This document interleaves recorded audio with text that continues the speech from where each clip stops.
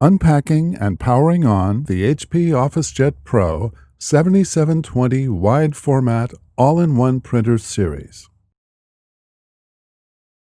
Open the box and then remove the power, USB, and telephone cables.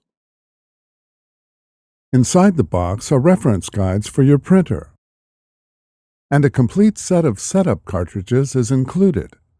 These cartridges are required to set up your printer. Replacement cartridges bought from a store cannot be used to set up the printer. Remove the styrofoam end caps from the sides of the printer, and then set them aside for recycling.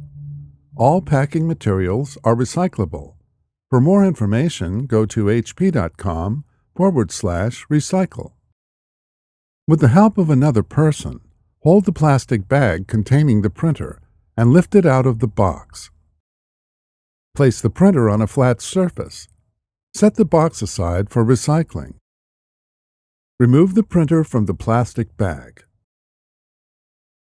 Next, remove all the blue tape, clear protective plastic, and styrofoam from around the printer. Lift the scanner lid, remove the styrofoam sheet, and then close the scanner lid. Slide out the input tray. Remove the tape and other packing materials.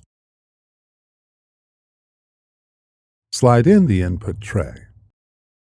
Turn the printer around.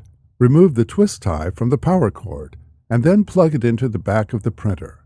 Make sure it is firmly in place. Plug the other end of the power cord into a wall outlet. HP recommends using a wall outlet for the best performance of your printer. On the front of the printer, press the power button.